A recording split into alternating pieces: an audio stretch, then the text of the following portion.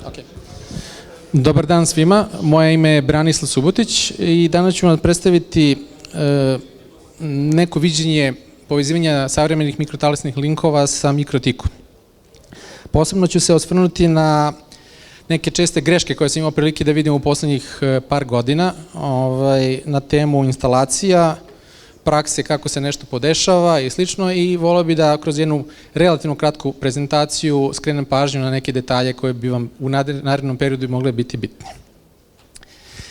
Pre nego što se odlučite da postavljate neki mikrotalasni link ili neki radio ozbiljniji u rad, bilo bi potrebno odraditi proračun trase. To je nešto na čemu se često, faza koja se često preskače i koja je vrlo bitna da bi imali dobar uvid u ono i imali jedan dobar servis na kraju. To je potrebno odraditi pre nego što se ode na teren. Često se dešava da vi pošaljete vaše ekipe na teren, a da su oni potpuno nespremne za tu neku trasu koju trebaju da umere i da postave, i onda vrlo često pitam ih, dobro, imate vi proračun trase za to? Kaže, pa nemamo, niko nam to nije dao. Pre svega ljudi koji se bave projektovanjem, održavanjem mreža na nivou nekog kora, trebali bi da vode računa oko toga i da jednostavno s jedne strane edukuju ljude, da ih jednostavno ne dozvole da odu na teren nespremni pre potrebe da se nešto pusti u rad.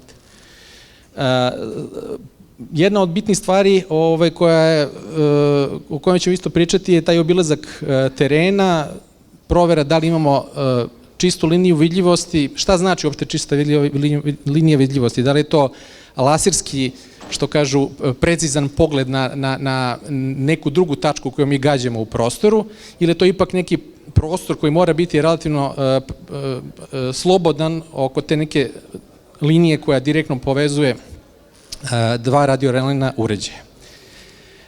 Takođe, skrenuo bih pažnju na par isto grešaka koje se javljaju u praksi, a to je pogrešan izbor godišnjeg doba za montažu antena. Vrlo često se dešava da najveći broj intervencija i potreba za montažom antena, odnosno radiorelejnih sistema, se desi u nekom periodu novembar, decembar, januar.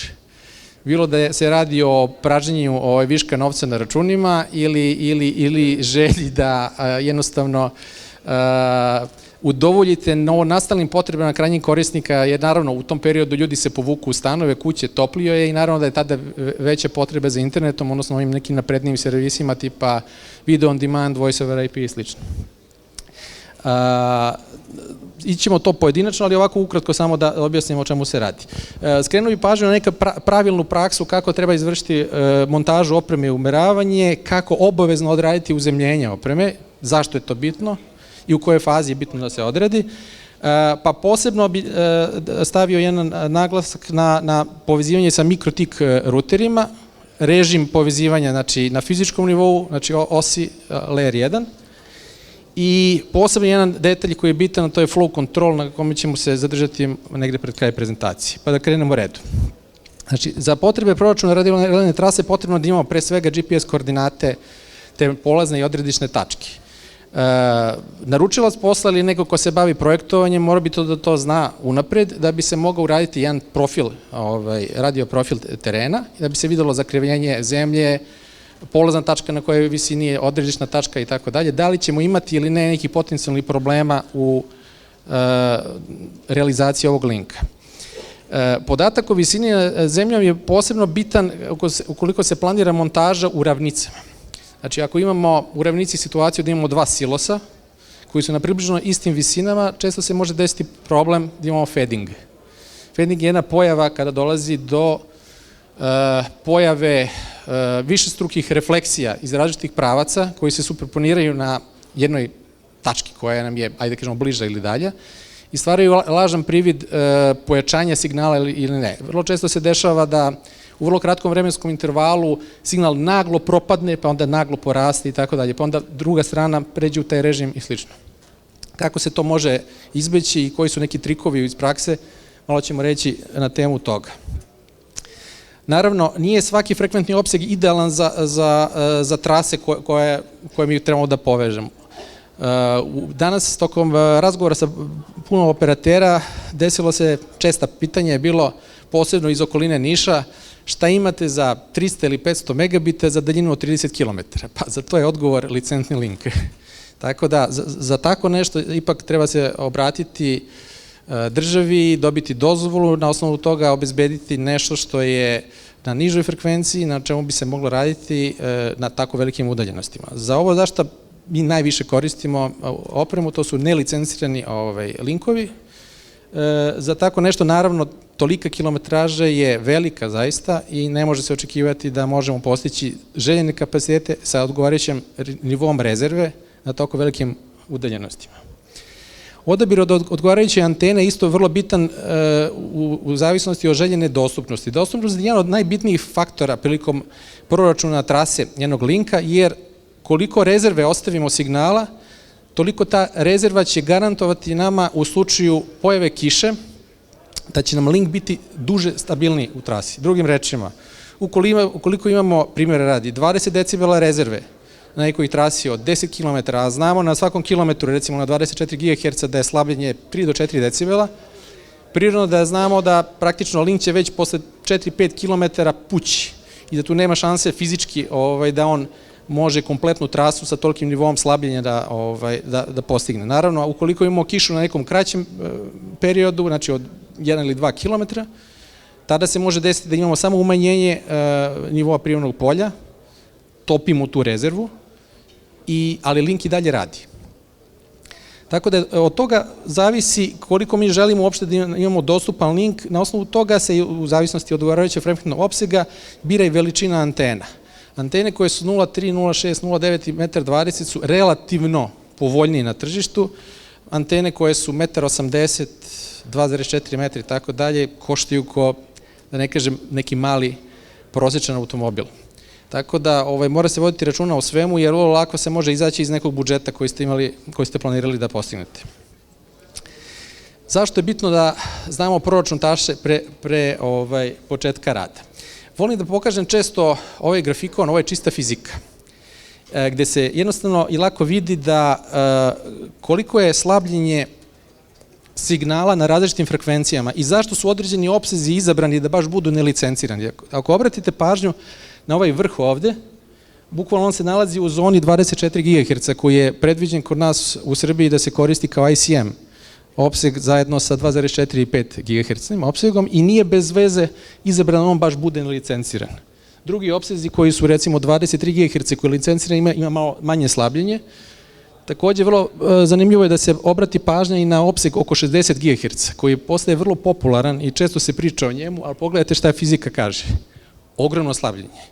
Jedan od naših kolega ovde, ne znam da li je prisutan, imao je priliku da testira takav link ovde u Srbiji pre nekih možda mesec, dva i rekao mi je da nije uspeo da ostvari vezu dužu od 700-800 metara. Zašto? Ova frekvencija je izuzetno osetljiva na slabljenje usled količine molekula kiseonika.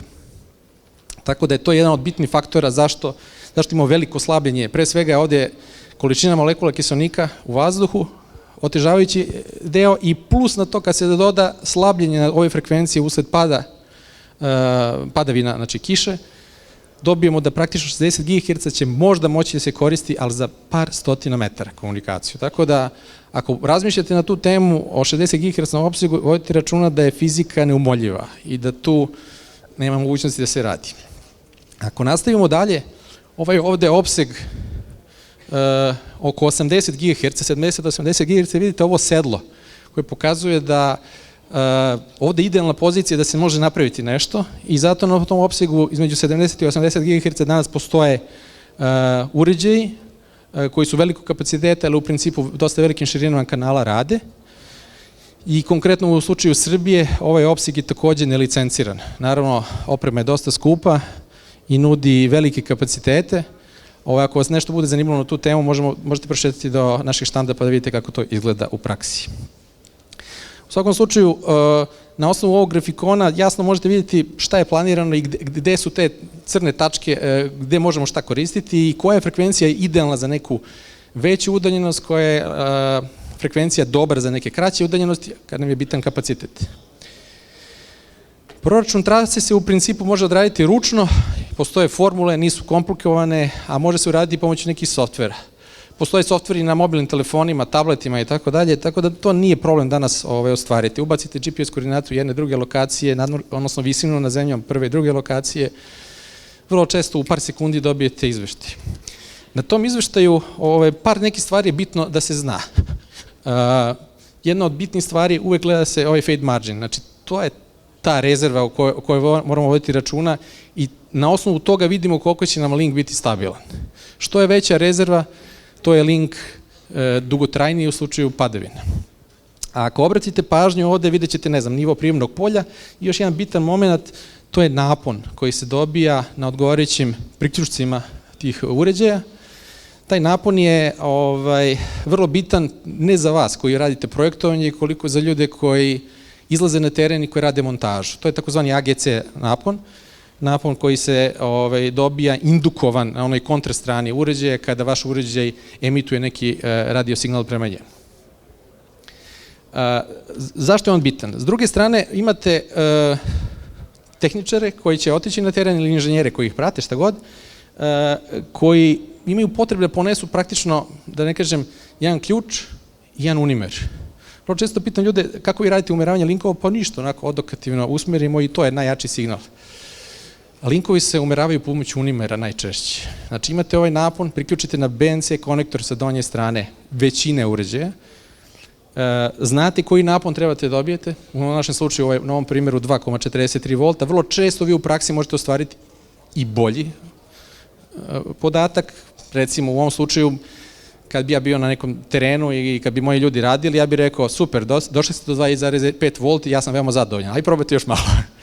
Tako da sve ovo što ja kažem, svaki deo volta koji dobijete preko toga, ja volim da kažem da je to poklon od Boga.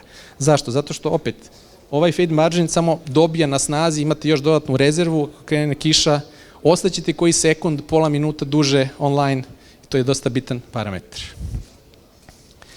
Još jedna stvar koja je bitna da se obrati pažnja kad se radi proračun trase je dostupnost. To je ovaj gornji deo tabele gde se vidi da za vertikalnu i horizontalnu polarizaciju da nije ista dostupnost za ovu trasu. Vidite recimo ovde 4 devetke, dok je recimo za horizontalnu polarizaciju 3 devetke. Uvek kad radite duge trase, preporuka je da se radi vertikalnom polarizacijom, kad je god moguće.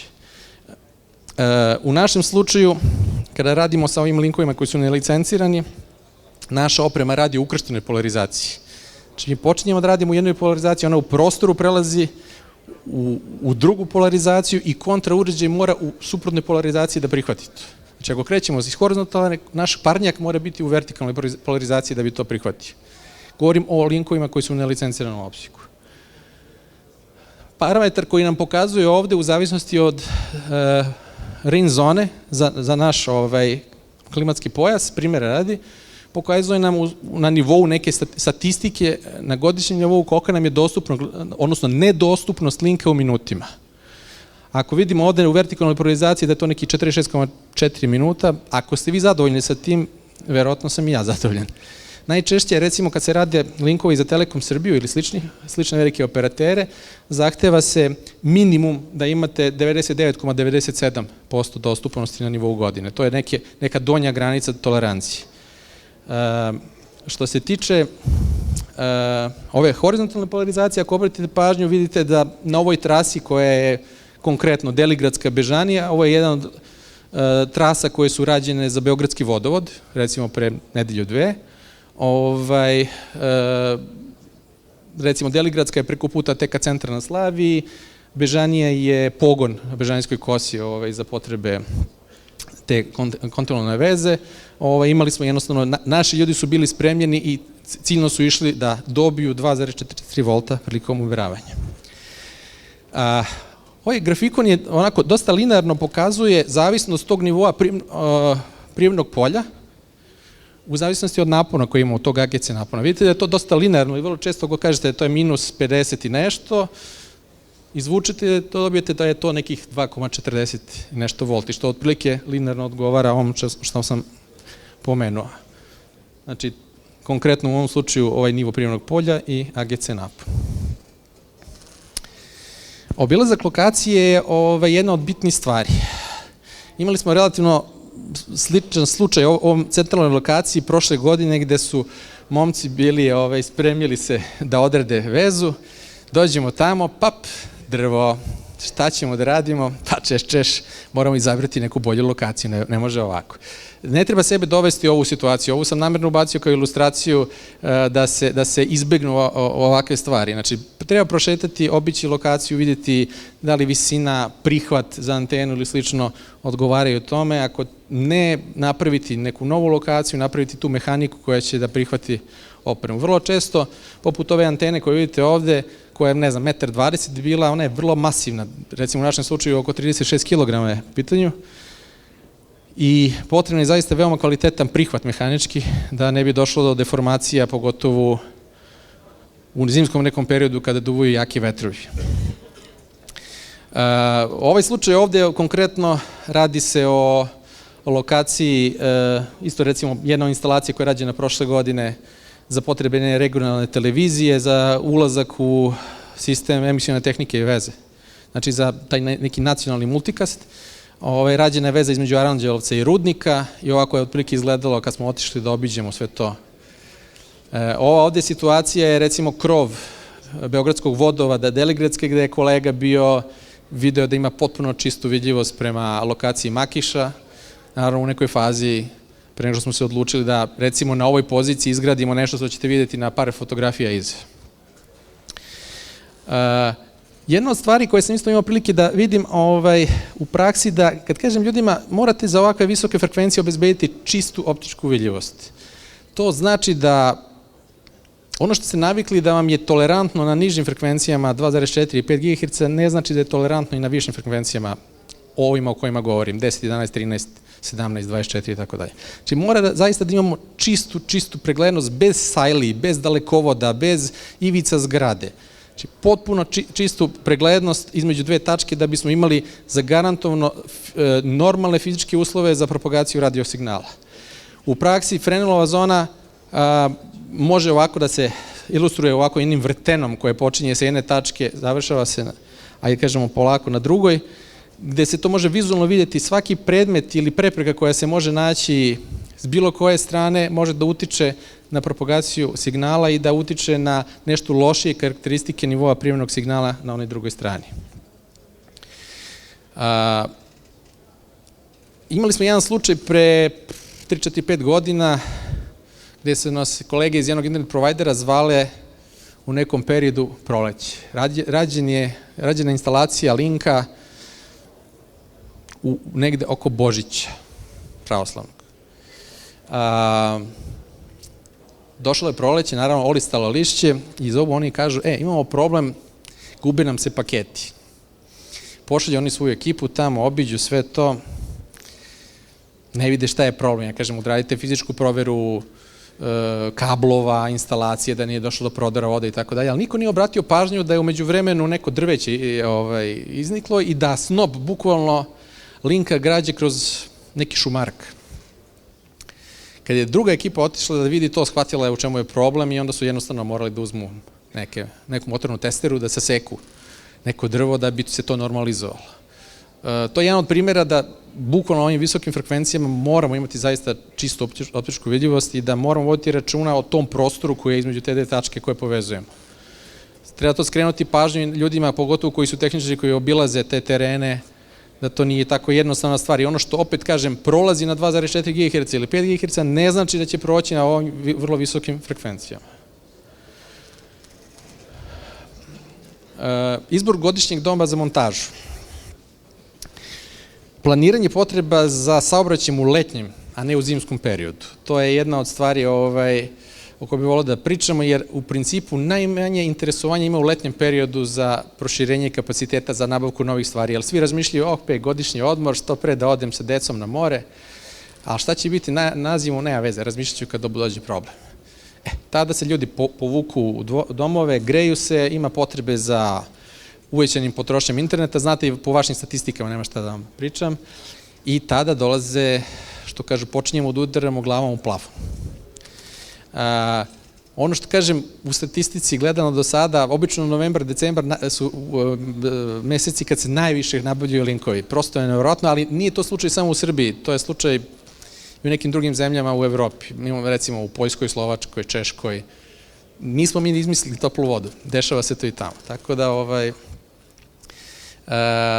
to je jedna bitna stvar. Zimi su pre svega kratki dani ako se odlučimo za montažu, hladno je vreme, ne znam, kolega ovde jedan koji je imao prilike samo par puta da radi na nekim instalacijama, čovjek je radio na -6, znači to su vrlo surovi uslovi da provedete par sati na stubu sa svom onom zaštitnom opremom i tako dalje, jer koliko god da se natruntate, slabo je to kada konstantno duva vetar. S druge strane, leti je toplo, imate osjećaj da ćete se skuvati, vlažnost vazduha je manja tada, što je dobro za propagaciju i dobro za umeravanje linkova. Linkove ne treba umeravati neposredno posle neke kiše. Uvijek treba poslužiti bar jedan dan da prođe posle padavina, da se malo prosuši ta vlaga u vazduhu, jer ta količina vlage utiče na ono što ćemo dobiti. Znači, neka povećana količina vlage uticaće da možda nećemo izvući onaj maksimum nivoa prirodnog polja kako smo planirali, a dan duže da ostanemo, možda nekad šefu neće odgovarati ako vas goni da što pre pustite link. Ima još jedno zlatno pravilo koje bih rekao ako vam nešto posebno. Ako vam šef kaže za petak treba link da mi radi, a znate kad treba da se instalira link? Ima neko odgovor? Pa može i 2 nedelje, ali u principu najkasnije u ponedeljak. Zašto? Link najčešće, imao sam priliku da gledam, čim ljudi umere, odmah ga puštamo u praksu. Ne, ljudi, nemojte to raditi. Zašto? Ko zna šta se može desiti, da vidimo kako će link da radi, da diše tokom noći, da li će biti neke interferencije ili koje kakve stvari. Lako je pustiti ga dan, dva da radi u prazno, da vidimo kako će disati link. Posle toga, ako vidimo da je sve u redu, lako ga je pustiti u produkciju. Ako krenu problemi, onda će odmah biti panika, nervoza i tako dalje, a ne treba sebi dovoditi u takvu situaciju ako ikako možete. Znači, pušta se link, recimo u ponedeljak, pusti se par dana na testiranje, 2-3 dana, ako vidimo sve ok, mi ga puštamo u petak, onda u produkciju i to je sve u redu. Što se tiče matematički gledano i statistički, najidealniji period za montažu linkova je juli i august. Toplo vreme, padavina nema, suvo, idealno. Međutim, u praksi sada se najmanje rade instalacije.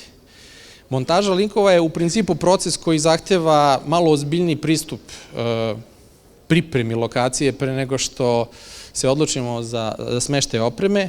Recimo u ovom slučaju ovde, ako se setite ove fotografije koja je bila malo pre, samo da vidimo ovde, vidite čoveka koji stoje na ovoj poziciji. Ovo je konstrukcija koja je umeđu vremenu nastala na toj poziciji. Odlučeno je da se radi ovakva jedna, ajde kažemo, profesionalnija montaža na kojoj će se naći nekoliko linkova i ako obratite pažnju, iznad svakog od ovih linkova stoje neki štapovi, objasnit ću čemu to služi i zašto je bitno.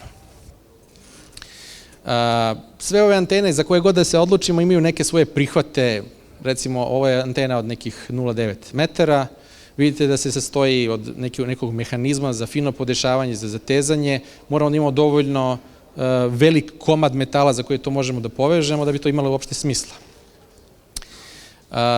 Ovaj kolega koji nažalost radio na -6 jedan puta, tako da smrzo se, ali šta da mu radi, takva je sudbina. To je bitna stvar. Znači, kad se odredi ta mehanička montaža, potrebno je da se odredi, naravno, dalja faza je ožičenje. U našem slučaju, recimo za ovu opremu s kojom mi radimo, koristi se primarno kvalitetan kabel kategorije 7. Zašto? Zato što ima kvalitetan širm. Oko svake parice imamo foliju i što možemo kvalitetno odraditi vezu na, recimo, ovakvu jednu Kroner regletu. Kroner u svakom slučaju se bolje pokazao i profesionalniji interfejs nego bilo koji RJ45 konektor. I u našem slučaju mi ovde na ovom uređujemo i neku prenaponsku zaštitu koja je isto vrlo bitan faktor za rad. Rekao sam toliko u ovom uvodnom delu da naši uređaji rade u 2 polarizacije. Znači, ako sa jedne strane stavimo uređaj koji je okrenut ka zemlji sa uvodnikom, onaj drugi mora biti okrenut po 90 stepeni. Čim se stavlja po 90 stepeni ovakav uređaj, moramo voditi računa da ne dođe do prodora vode, jer onda provodnik je u horizontalnom položaju. Ako se ne odredi dobro ovo zaptivanje,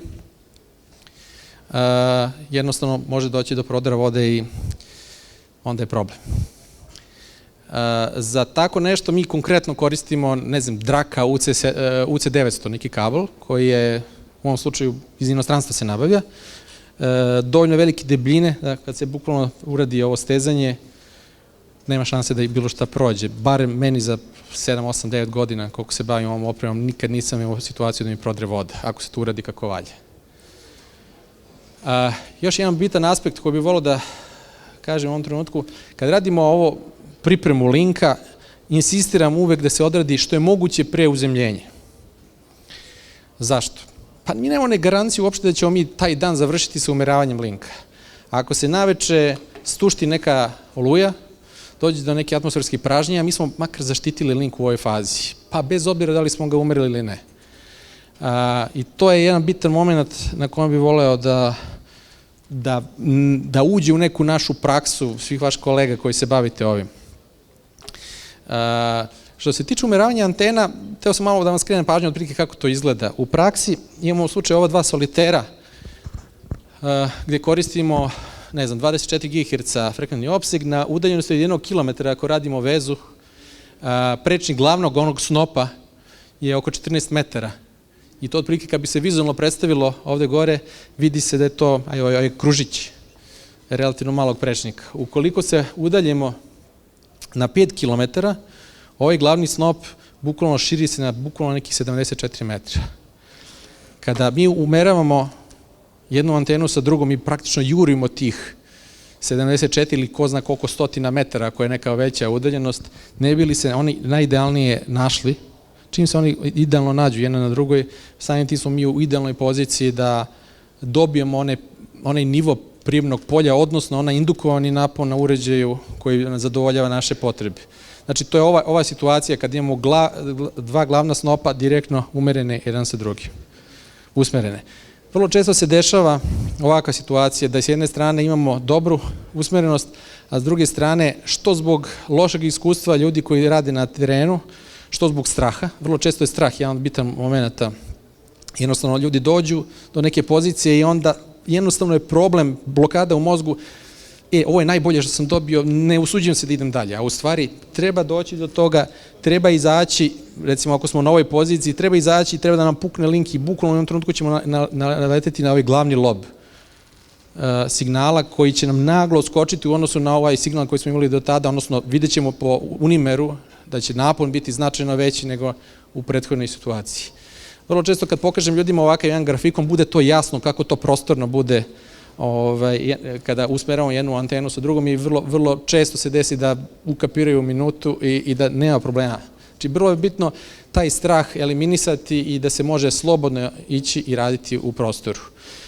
Praksa je da kada se krene na montažu, da se jednostavno ode iz neke leve pozicije, da se pređe kompletan neki opseg, da se jednostavno jasno diferencira po azimutu, gde su to bočni lobovi, gde je glavni lob i da znamo, ok, sad kad se budemo vraćali nazad, najviši nivo signala je bio tu i tu ćemo zadržati što tiče azimuta poziciju i onda ćemo se igrati sa elevacijom.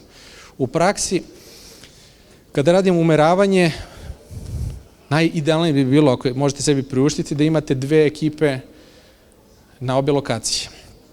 Ukoliko imate jednu ekipu i ona mora tačkara čas na jednu, čas na drugu, izgubit će čitav dan i daj Bože da će uraditi dobar deo posla. Ukoliko radite sa dve ekipe, radio vezom ili putem telefona, možete reći, ok, mi smo dobili najbolje što možemo, ajde sad vi pokušajte. I kroz nekoliko tih iteracija, obično to bude do 3 iteracije, jednostavno dođemo do tog nivoa ili imamo čak i bolji nivo nego što se traži po proračunu, odnosno koliko smo dobili.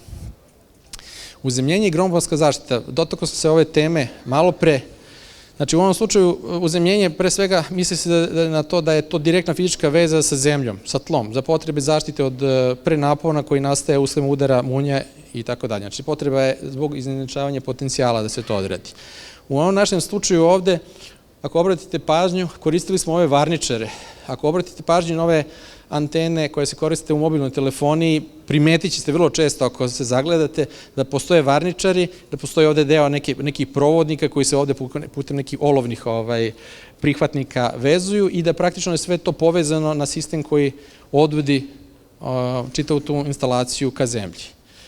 Imali smo slučaj recimo sa jednim internet providerom u Beogradu prošle godine, kada je imao direktan udar groma u jedan vrlo visok objekat na teritoriji Beograda koji je vrlo dominantan. Možda nije toliko atraktivan koliko štrči u Beogradu.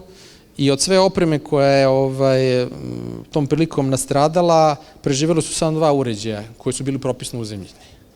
Ova ostala oprema koja je nažalost i našeg domaćina ovde stradala ili je pretvorila se u crnu plastiku, tako da jednostavno ova oprema je nastavila da radi bez obzira što je doživjela direktan udar groma. Ne kažem da će se to u 100% u svakom slučaju desiti, ali ako učinimo sve s naše strane da smanjimo rizik na minimum, vrlo često ćemo imati i takvu sreću da nam oprema preživi. Što se tiče gromobrana, vrlo često vi na visokim zgradama imate neke Franklinove varničare ili neke slične elemente koje vam već postojeći objekat štite. Bez obzira na to, oni imaju neku svoju zonu kupaste zaštite ispod, koja izgleda bukvalno poput neke kupe i ima neki svoj prečnik zone zaštite. Bez obzira na to, naša je praksa da se ipak stavi ovakav jedan varničar ispred, i ako već dođe do pražnjenja, bolje da se prazni putem ovakve instalacije, a ne preko opreme. Time se maksimalno rizik smanjuje. Naravno, za ovakve neke instalacije ne možete očekivati da kad odete na teren snabdete vaše ekipe sa nekim tankim bakarnim kablom. Postoje neki standardi u Srbiji koji se koriste ne samo u Srbiji, već i u regionu, gde se za ovakve neke instalacije obično koriste kablovi prečnika 35 ili 50 kvadrata. I bez obzira koliko to skupo delovalo, jer taj kabel nije jeftin, mislim da je bolje uložiti u prevenciju nego u sanaciju. Jer svaki ovakav uređaj, koliko treba da se servisira, zaista daleko cena prevazilazi servisa i transporta, koliko bi se moglo samo malo uložiti još više, a da se uradi sve prema propisima. Jedna od bitnih stavki koje bi volio da skrenem pažnju, u staroj onoj Jugoslaviji važili su neka pravila i to je sve funkcionisalo. Nažalost, kako su došle 90. sve to otišlo na neku svoju drugu stranu, a to je, u to vreme radili su se otprilike 2 puta godišnje merenja otpora uzemljenja za svaki objekat. I vi ste znali da li vama uzemljenje radi ili ne. Silna prilika, jedan isto od provajdera prošle godine imao je opet slučaj udara groma i štete na uređajima i odlučili smo mu predložiti, ajde odradimo merenje otpora uzemljenja. Radi se opet o dominantnoj tački u Beogradu, velikom objektu koji ima 6 spustova ka zemlji. Od tih 6, ajde kažemo, veza ka zemlji za uzemljenje, samo je jedan bio tehnički prihvatljiv, što znači da ima otpor uzemljenja manje od 4 ohma. Ostali su bili u klasi 20, 200, 600 ohma i da ne nabrajam dalje. To je potpuno neupotrebljivo za zaštitu. U osnovi, ukoliko imate ovakav jedan objekat sa nekim krovom ili slično, bilo bi dobro da se napravi neki uzemljivački prsten gore koji bi na sebi povezao sve te spusteve ka zemlji, formira jedan prsten, a sa tog prstena biste vi mogli da radite nekim džamper kablovima, bakarnim veze do ovako nekih varničara ili slično. Varničar u svakom slučaju savjetujem da se koristi za svaku antenu, bez obzira koliko god ona koštala, da li je 20 eura ili 5000 eura, koliko god. U svakom slučaju mislim da štitite vašu investiciju. Bez obzira koliko uređaj koštao, mislim da mnogo skuplje košta downtime, odnosno prekid servisa, pogotovo ako se to desi u neke sitne sate, kada morate pola ljudi angažovati, podići, ajmo hitno u 4 sata da se menja oprema i tako dalje, da bi, ne znam, biznis korisnici od 8 sati mogli normalno da radi. U svakom slučaju, nije isto da li smo u ravnici, da li smo na brdu i tako dalje. Na brdu vrlo često se dešava da je vrlo teško postići toliko nizak otpor uzemljenja i dešavalo se, recimo, prosto imam prilike da radim bazne stanice za potrebe Telekoma Srbije i slično, da jednostavno potrebne su stotine i stotine metara nekih provodnika, cink trake, bakre koji moraju se polože u zemlju, ne bi li se postiglo zadovoljavajući nivo otpora uzemljenja. Vrlo često je na brdu to tolerantno da bude ispod 10 ohma, ali za ravnicu je sve što je ispod 4 ohma idealno. Sad, što se tiče povezivanja, kad smo već sve to odradili, sve to po PS-u, dešavao se često slučaj da povežemo mikrotik na jedan radiorelni sistem savremen i desi se prilikom tog povezivanja, prilikom tog handshake-a između dva uređaja, da oni ne uspostave vezu koju smo mi želeli. To se posebno odnosilo na modele RB 1200, 1100, AH2 i slične neke iz te generacije, gde se vrlo često dešavalo da ne kažem, dva susedna porta na ruteru su različitog proizvođača. I ono što radi na jednom portu ne znači da će raditi na drugom. Šta to u praksi znači? Naši portovi na ruteru po defaultu kad dolaze out of the box u osnovi radi kao višeportni switch za većinu portova. Koliko da jedan takav port priključimo na jedan interfejs mikrotalasnog linka i taj mikrotalasni link vrlo često ima i nekoliko svojih Ethernet portova i po defaultu je on često podešan da radi kao neki switch. Dva switcha kad se povežu, tu nastaje mali belaj. Ko će od njih diktirati brzinu povezivanja? I on jednostavno kaže u sebi, ok, aj krećemo od 10 megabita half duplex. Možemo li se dogovoriti? Ok, možemo. Sledeća stavka je 10 megabita full duplex i tako redom, sve dok se ne postigne željen kapacitet i željeni duplex. U ovom slučaju prođe neko vreme i završi se epilog da to bude 10 megabita half duplex. I onda češ šta se dešava. I recimo, proizvođač opreme s kojim radim u jednom trenutku je usko sarađivao sa kolegama iz mikrotika i dogovorili su se, ajde da mi implementiramo jednu mogućnost na našem Ethernet interfejsu, da naš Ethernet interfejs predstavimo da može da bude u režimu auto ili da bude slave. Slave je najčešće slučaj vašeg laptopa. Kad ga priključite na switch, on je slave. On očekuje da switch diktira brzinu komunikacije s njim. Tako da u ovom slučaju mi kažemo mikrotiku, ok, ti ćeš biti glavni, ajde ti diktiraj. I vrlo često ovom promenom sa master ili auto, kad prebacimo na slave i kad uradimo apply, i dobijemo vrlo brzo željeni kapacitet 100 megabita ili gigabit full duplex. Tako da,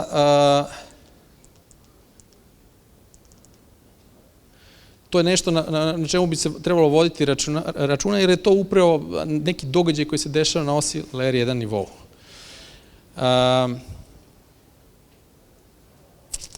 Još jedna od stvari koje bih volio da skrenem pažnju, u ovim situacijama kada imate reglete,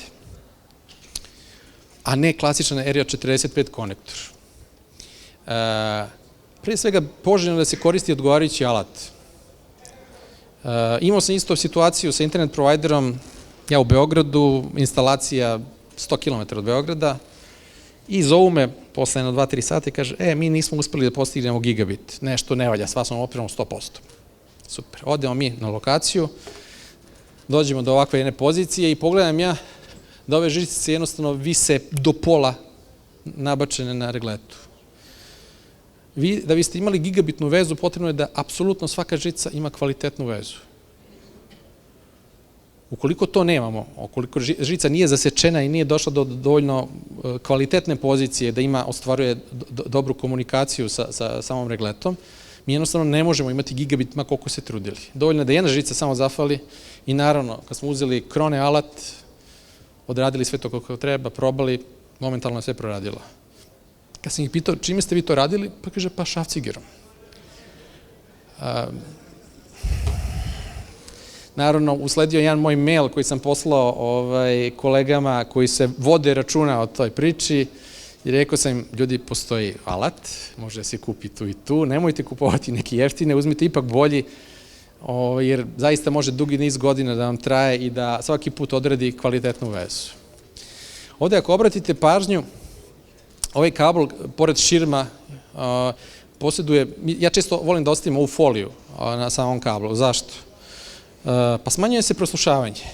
Držimo signal što je moguće više zadržan unutar te folije i jednostavno radimo raspletanje parice neposredno pre nabacivanja na regletu, što jednostavno smanjuje rizik od nekih smetnji i problema koji mogu nastati u eksploataciji. Bilo da se radi o nekim CRC greškama ili onim rantovima ili šta već na nekoj opremi i tako dalje. Jednostavno, ako odredimo sve kako valja, vratit će nam i ta oprema na odgovarajući način u eksploataciji. Još jedna stvar koju bih volio da obratite pažnju, to je flow control. Flow control je opcija koja se pojavila na mikrotiku pre svega to je proces koji upravlja intenzitetom prenosa podataka između dva mrežna uređaja, kako bi se sprečilo da brži uređaj preplavi velikom količinom podataka uređaj koji ima sporije komunikacione mogućnosti. U našem slučaju, ovo najbenigniji primer, uzmete jedan gigabitni switch ili gigabitni port na mikrotiku i priključite, ne znam, NetMetal access point. On će prijaviti gigabit, ali on fizički ne može da prenese više od možda 200-300 megabita u sekundi. Fizički. Router će pokušavati da šalje veliku količinu podataka, ali neće znati da li je ovaj uopšte to preneo ili ne. U takvim situacijama često se dešava da jednostavno mi u nekim noćnim satima kad je vršno opterećenje ili slično, počnemo da imamo gubitke paketa. Ovde je jedan od naših operatera isto, što kažu, prisutan u gledalištu, koji je isto imao takvu jednu situaciju sa nekim drugim proizvođačem opreme pre x godina, gde smo rekli, a ste vi probali da uključite možda flow control, da vidite možda da li će vam to rešiti problem. Nisam siguran da li su probali ili ne, ali u većini slučajeva ovako nešto može da reši problem nastajanja tog gubitka paketa na nekim noćnim satima. Imali smo isto slučaj pre par godina, u stvari duži niz godina sa jednim provajderom koji je ovako bio malo tvrdoglaviji, nije teo da nas sluša, i desilo se da počeli su se žale u noćnim satima oko 2-3, ljudi se žale, počinju da se gube pakete, a radi se o linku kapaciteta recimo 660 megabita full duplex. Šta može da bude ovaj problem? Nakačem si jedan link, pogledam, pa flow control nije uključen. I onda sam, da ne kažem, molio danima kolege iz NOC-a, ljudi, ajde za probu makar uključiti, ako ništa drugo, čisto da vidimo da li će to rešiti problem. I naravno, posle par dana moljakanja, oni su to odradili, prošla je ta noć isto opterećena saobraćajem, sutra ujutru kad smo se čuli, sve okej, nijedan paket nije izgubljen, switch ili router je znao kako da komunicira sa opremom i znao je kad treba da zastane na trenutak, da ovaj prenese informaciju, da bi mogao da ga napuni novim podacima. Znači mora i da postoji jedna dvosmerna komunikacija između uređaja koji su, ajde kažemo, bržeg i sporijeg kapaciteta prenosa, ne bi li se znalo o čemu se radi. U slučaju mikrotika, prvi put je flow control predstavljen u verziji 6.13 i ako obratite pažnju na ovom klasičnom Ethernet interfejsu, kad odete na Ethernet, pored auto negotiation gde možete uključiti ili isključiti već po želji, imate dodatne delove koji se tiču TX flow control i RX flow control. Možete predstaviti da to bude on ili prebaciti na auto, šta god. Ali praktično time vi sa strane mikrotik operativnog sistema ili switcha, ako se radi o switchu, aktivirate tu funkciju i ukoliko je ta funkcija aktivirana i na transportnom medijumu, znači nekom mikrotalasnom linku, praktično to će proraditi. Ukoliko se ovo uključi, to i dalje ne znači da to funkcioniše, jer je bilo problema u nekim verzijama koje su došle iza toga gde je sve pisalo radi ok, međutim, ipak to nije funkcionisalo kako valja.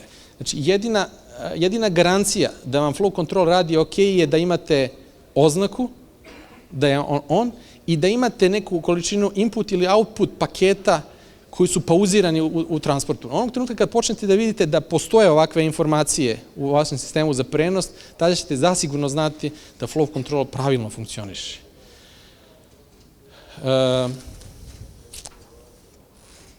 Šta se dešava kada je flow control isključen? To je najčešća situacija kad nemamo ništa podešano. Znači, za Ethernet paketi će nastaviti da se šalju prema prijemnom portu, znači tom nekom RR linku, ali neće biti slobodnog prostora i kapaciteta da se ti paketi privremeno zadrže, odnosno i prebace dalje. Prijemni port će jednostavno ignorisati ove dolazne pakete, doći će do dropova. Ethernet i TCP protokol će pokušati da zajedno rade, da bi rešili ove izgubljene pakete, time što će zatražiti da se oni ponovo pošalju. Međutim, potrebno je vreme da bi se to odradilo i da bi se taj neki izgubljeni paket ponovo poslao i to traje neko vreme i vreme i vreme. Za to vreme imamo nezadovoljnog korisnika i servis ne funkcioniše kako bi trebao.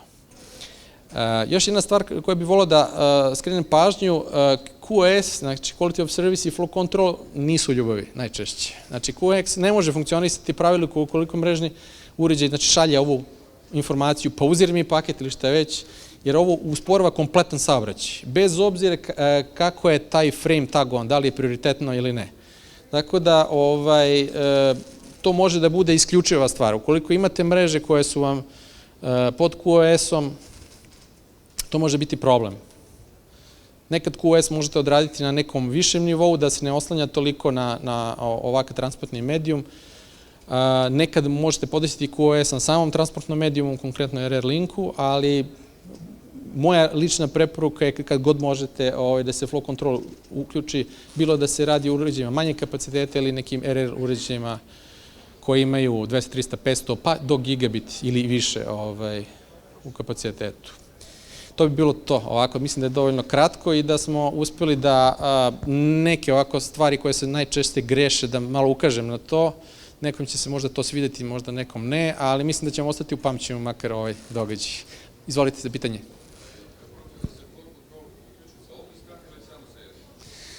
Pa u našem slučaju, recimo ova oprema s kojom mi radimo, ona je po defaultu uključena, flow control je po defaultu uključena na njoj. Znači, naravno, preporuka je da se uključi i sa jedne i sa druge strane opreme koja prima to. Jer ako jedna strana to pauzira, ova druga nema neku informaciju o tome. Ako kroz link dobije informaciju da je ova prethodna poslala, pauzirala i ova će kontra strana znati o tome i samim tim će informisati uređaj na drugoj strani kakva je situacija u pitanju.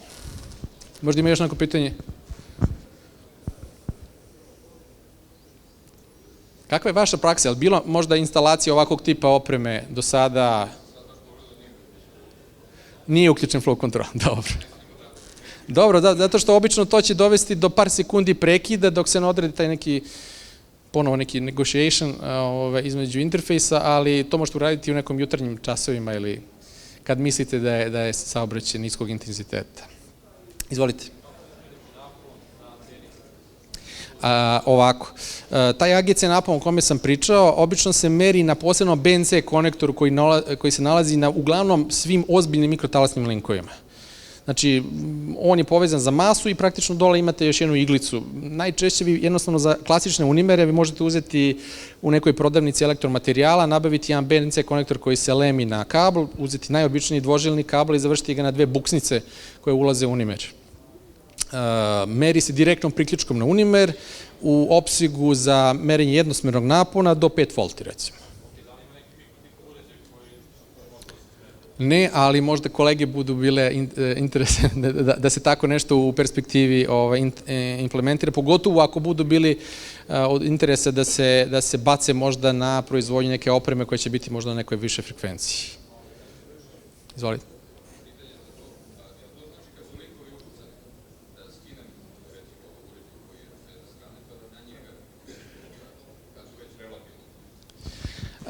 Ovako, kad imate umerene linkove, vi jednostavno možete periodične i provere raditi tog linka. Obično je neka praksa da se to radi na pola godine ili godinu, kada vi možete proveriti da li u odnosu na ono prethodno stanje kad ste umerili link, da li se nešto promenilo. Zim ima jakih vetrova, desilo se isto kod nekih kolega ovde da su vetrovi pre par godina koji su duvali u Vojvodini da su jednostavno pomerili antenu, što znači da nije dobro bila stegnuta.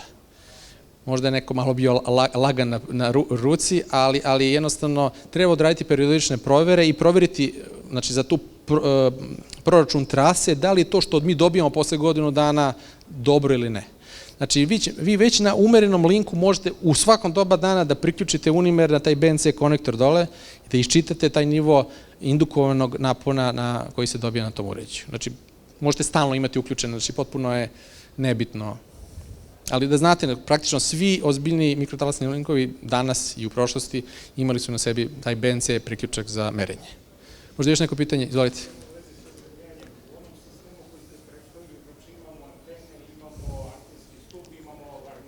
Dobro.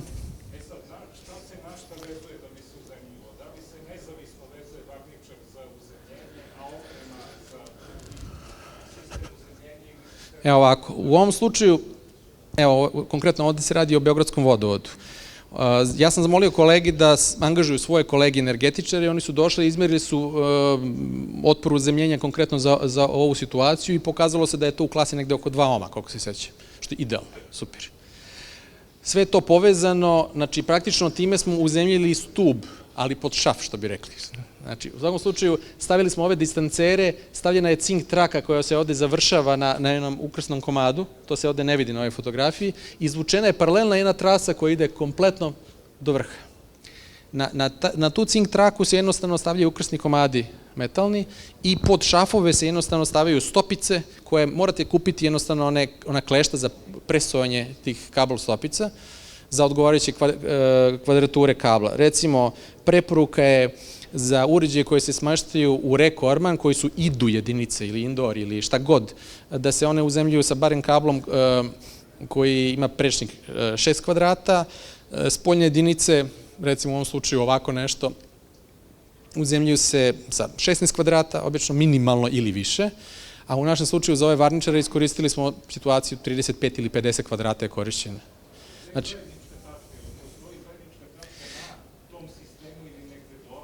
zajednička tačka, znači ovo sve ovde završava se i ukršta se, vidite ovde jednu isto cink traku koja je vrlo blizu i ona vezuje se na tu tačku i onda smo još jednu tačku ovde paralelno imali, tako da smo na 2 mesta uzemljili.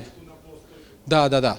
Pa, mislim, postalje, vidite ovaj distancer, ovde postoji ovde jedan i praktično imamo jednu vertikalu cink trake koja se završava gore skroz na vrhu i praktično za nju radimo hvataljke, sve ostale vezujemo. Možda još neko pitanje? Ne. Dobro. U principu, uzemljenje je čito jedna nauka, malo se vodi računa kod nas o tome, a verujte, kad se sve uradi, mirno se spava. Imate, pogotovo kad se radi sa linkovima ove klase koji su izuzetno skupi, morate shvatiti, vama je pre svega u cilju da zaštitite vašu investiciju. Malo fali da se to odradi zaista kako valja domaćinski i da mirno spavate nego da izlazite ko zna koliko puta i da krpite, popravljate i tako dalje. Ako niste sigurni da sami to možete uraditi, uvek možete angažovati neke sertifikovane inženjere energetike ili šta već koji imaju mogućnost da vam ukažu na to ili ljudi koji se usko bave uzemljenjem, bilo za potrebe telekomunikacija ili sličnih nekih aktivnosti. Možda još neko pitanje? Ako je to sve, izvolite. Otpor uzemljenja se meri pomoću odgovarajućih uređaja, nisu baš jeftini, koštaju po 2 do 4-5 hiljada evra. Obično se uzima neka uzemljivačka tačka, recimo dole na samom dnu zgrade imate u zidu jedan ormarić koji se otvori i tu je jedna tačka za koju vi možete uhvatiti jednu klemu tog uređaja i onda se obično razvuče na 3 strane sveta neke dodatne sonde koje se pobodu u zemlju. Naravno, zakucaju se nekim čekićem ili šta već. I aktivira se uređaj koji je digitalno, naravno, i praktično u par sekundi vam kaže koliki je nivo otpora i da li je to dobro ili ne. Naravno, to se može raditi kontrolno na više tačaka, može se odraditi na samom krovu zgrade ako znamo neke referentne tačke. Znači, u svakom slučaju traži neko vreme i neku stručnost i skupu opremu, naravno, da bi se to odradilo kako valja. Ako niste sigurni, sigurna ta oprema ne može se kupiti za male pare na našem tržištu. Po meni je uvek bolje za možda par hiljada dinara da angažujete nekog koji se profesionalno bavi time i da znate zasigurno da li je to za šta vi uzemljujete opremu dobro ili uopšte nije dobro. Jer većina živi možda u nekim starijim zgradama koje su ko zna kada poslednji put kontrolisane. I uvek je rizik ostaviti ovako nešto, što kaže, u Božjim rukama. Možda još neko pitanje?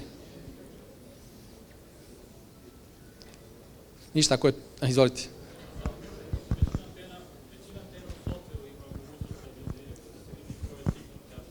Dobro. Može. Ovako, super je pitanje. Vrlo često ti softveri pokazuju vam realno stanje. Vrlo često kod nekih uređaja, recimo u našem slučaju ovde, mi imamo u realnom vremenu, možemo vidjeti levu i desnu stranu linka. Kod mikrotika isto možete vidjeti nivo prijemnog polja sa druge strane. Međutim, rad kroz softver je vrlo često poprilično inertan. Nekad se desi da mi pomere odradimo, a da reakcije kroz softver dođe posle sekund, 2 i onda nikad nismo sigurni da je to zbog naše promene ili je možda nešto zadocenila reakcija. Kad imamo unimer, verujte, kada se radi umeravanje, posebno kad se radi dotezanje šafova ili šta već, bukvalno se to radi gledanjem u unimer. Ako mi okrenemo jedan šaf malo više puta, jednostavno doći do pomeranja određenog dela mehanizma i može da se potpuno raštelovati link.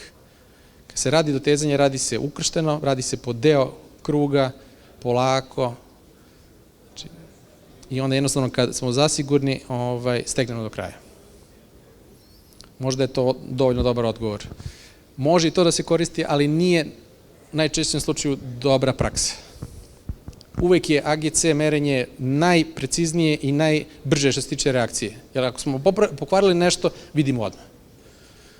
Kroz software, da li je Winbox zakazao malo, usporio ili zamrzao slučajno, nije nam dovoljno validan medijum za informaciju. Možda još neko pitanje? Ok. Hvala vam na vremenu i pažnju.